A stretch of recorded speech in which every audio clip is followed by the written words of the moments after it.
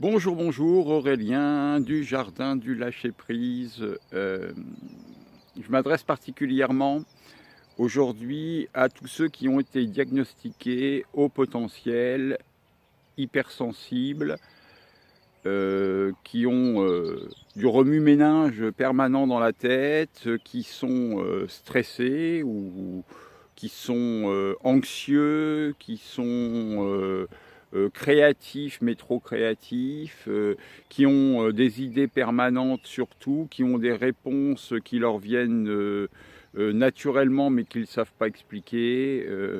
Enfin, tous ces spécimens appelés zèbres aussi. Je m'adresse à vous aujourd'hui parce que j'ai fait donc un travail personnel en neurofeedback et que j'aimerais partager cette expérience avec vous pour peut-être vous inciter ou vous donner envie d'aller vers cette méthode qui pourrait bien vous aider très facilement à vous sortir de votre état et vous permettre aussi de réaliser la vie dont vous rêvez, mais avec un système neuronal qui fonctionne différemment. Alors pourquoi je vous dis ça? Je vous dis ça parce que effectivement j'ai fait ce traitement et que je sens bien que je suis obligé aujourd'hui de m'adapter à ma propre personne, puisqu'en fait je ne réagis absolument plus de la même façon qu'avant. Alors évidemment c'est bouleversant, ou tout au moins il faut déjà oser faire la démarche, prendre le risque de vouloir changer. Et puis une fois que vous avez pris le risque de vouloir changer, travailler avec la méthode. Attention, je parle bien du neurofeedback et je ne parle pas du neurofeedback dynamique qui est quelque chose de complètement différent. Il faut que vous soyez très attentifs là-dessus. Aujourd'hui, il y a du neurofeedback qui se déclenche de tous les côtés parce que c'est un business qui commence à être très intéressant pour n'importe qui en fait, parce que n'importe qui peut se former au neurofeedback dynamique, alors que le neurofeedback est une science qui existe, mais qui est bien évidemment moins connu que celui dont on fait la publicité ouvertement et qui s'appelle le neurofeedback dynamique. Méfiez-vous, ne rentrez pas dans ce système-là, ou si vous y rentrez, sachez que les risques sont plus importants, sont importants même par rapport au neurofeedback qui lui n'a rien à voir. D'ailleurs, vous le sentirez à la facture. Alors, ce que je veux vous dire par là, alors si vous avez évidemment, là je m'adresse donc à quelqu'un d'autre qui n'a pas de pathologie particulière, mais qui veut faire du neurofeedback dynamique pour se relaxer, etc. Je ne mets pas de critique là-dessus, mais je demande aux zèbres d'être très attentifs et de travailler avec des gens qui sont vraiment performants en neurofeedback pour ne pas vous faire avoir, parce que ça peut faire de gros dégâts si vous vous trompez de méthode. Alors, personnellement, moi j'ai donc fait du neurofeedback et je suis maintenant obligé de me réadapter à ma propre vie. Puisqu'en fait, plus rien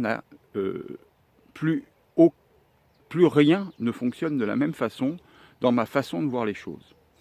Alors, je peux simplement dire les choses suivantes, c'est qu'en fait, quand on a une décision, enfin tout au moins quand moi j'avais une décision que j'avais prise, si j'avais une influence extérieure, eh bien oui, je pouvais me retrouver à partir dans une autre direction. Alors pas à 100% dans une autre direction, parce que toujours quelque chose qui me rattache à ce qui est moi, de façon intrinsèque, quelque chose qui était à moi et qui me motivait personnellement.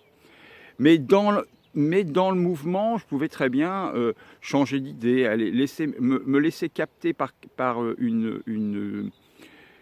des choses qui venaient de l'extérieur, parce que j'avais besoin d'amour, j'avais besoin en permanence d'être apprécié, d'être reconnu, et du coup, je partais dans le mauvais sens. Enfin, dans un autre sens. On va pas dire dans un mauvais sens, mais pas dans le choix que j'avais fait. Et alors, souvent, j'entendais des gens, enfin, on entend régulièrement, je pense que vous vous reconnaîtrez, enfin certains du moins, on entend, oui, mais c'est quand même pas difficile, t'as qu'à faire comme ci, t'as qu'à faire comme ça. Alors, on prend la décision, effectivement, moi aussi, je prenais la décision de faire les choses comme ça. Et malheureusement, mon système neuronal ne me permettait pas de faire ça, parce que justement, ça ne il y avait trop d'intercommunication entre les neurones qui faisaient que, eh bien, c'était pas possible de réaliser ce qui m'était demandé de réaliser. J'ai fait 50 000 méthodes, j'ai essayé 50 000 choses, j'ai travaillé comme un dingue dans mon travail personnel, enfin dans mon travail pour rémunérateur, je parle de professionnel, pour arriver toujours au même résultat qui était qu'au bout de 2 ans, 3 ans, ben, j'en avais marre de ce que je faisais et puis voilà, ben, ça s'arrêtait là, quoi. Ça s'arrêtait là, alors que c'était le moment où j'avais démarré de zéro, lancé complètement mon activité, et puis voilà, puis ça s'arrêtait, c'était fini. Et quand j'entends les spécialistes, les accompagnateurs de haut potentiel, et bien généralement c'est ce qu'on entend, c'est-à-dire que oui, au bout de 2-3 ans, j'en ai eu marre, j'ai fait 50 000 travail. Ah oui, bah oui, mais c'est parce que ça fonctionne pas bien dans notre tête, quoi. Voilà. Enfin, en tout cas, dans ma tête, ça fonctionnait pas bien, et c'est pas logique de s'investir corps et âme dans un travail, à faire tout et n'importe quoi d'ailleurs, pour la société. Puis au bout du moment où ça commence à marcher, où vous commencez à avoir des résultats, disparaître. Juste dire que vous en avez assez, que c'est fini, que ça ne vous intéresse plus. Alors, comme on a, puisque c'est le cas, comme on a énormément de potentiel, moi, je me dis que, bon, là, je suis dans ma 3e année dans mon activité, bon, quelques chaos quand même, mais forcément, puisque j'avais pas encore pris les bonnes décisions de me faire soigner. Alors, on va dire, je viens là-dessus quand même, on va dire, le haut potentiel, c'est pas une maladie.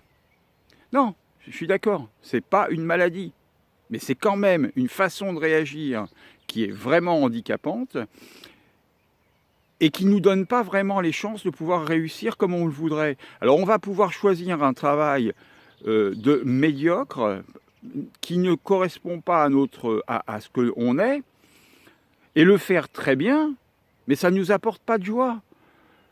On va peut-être travailler comme des fous, gagner beaucoup d'argent, mais ça ne nous apporte pas de joie. On n'est pas enfin, tout au moins, moi, j'ai la sensation que nous ne sommes pas, quand nous sommes au potentiel, nous ne sommes pas dans l'instant présent. Nous sommes toujours à vagabonder, à droite, à gauche, sur des choses, soit dans le futur, soit dans le passé, mais jamais dans l'instant présent, parce qu'il nous manque toujours quelque chose.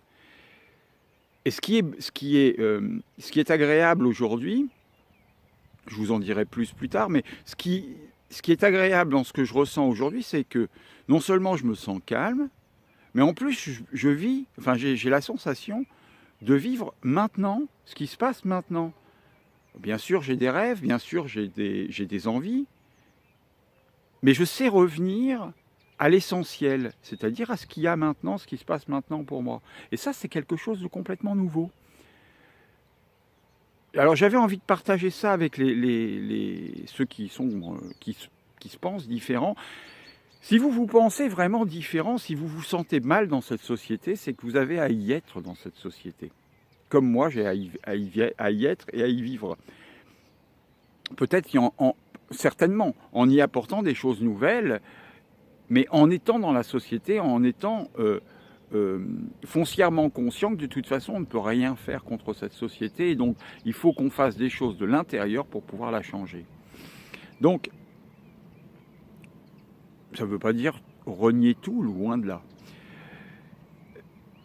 Donc, ce qui est bien, c'est d'oser faire quelque chose. Et moi, je vous invite vraiment à vous rapprocher du neurofeedback. En plus, aujourd'hui, j'ai un ami qui, lui, a une pathologie plus lourde, puisque en fait, il a 6 protocoles, alors que moi, j'en avais que 4. Je vois les résultats sur lui. C'est spectaculaire de le voir de l'extérieur. Parce que j'ai perdu, entre guillemets, mon hypersensibilité, mais je n'ai pas gardé ma sensibilité et mon intuition. Elle s'est même développée et aujourd'hui j'accepte d'en utiliser. Je ne sais pas si c'est le bon mot, j'ai le mot quintessence qui me vient. Alors je vais dire quintessence. Ouais. D'en utiliser la quintessence. C'est joli en tout cas, je ne sais pas si c'est exactement ce que je voulais dire, mais c'est joli.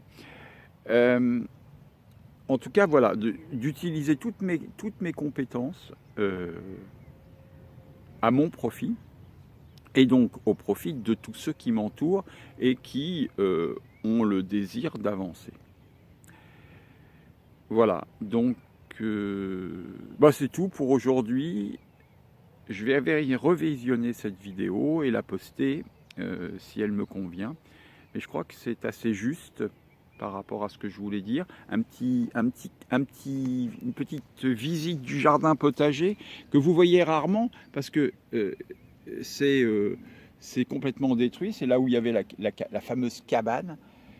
Mais c'est l'endroit le plus ensoleillé le matin. Alors vous allez avoir le soleil dans la figure. On va marcher un peu, aller dans le jardin qui est magnifique aussi, qui est très beau. L'endroit où on fait le feu. Voilà, une petite visite rapide. Évidemment, pas facile de tenir le téléphone à une main. Voilà. Et voilà, c'est toujours l'hiver, hein, même si c'est le printemps, c'est toujours l'hiver. Il y a quelques fleurs dans le cerisier. Et puis la nature qui est vraiment très belle, qui s'éveille progressivement. Voilà, je nous aime, je vous souhaite une merveilleuse journée.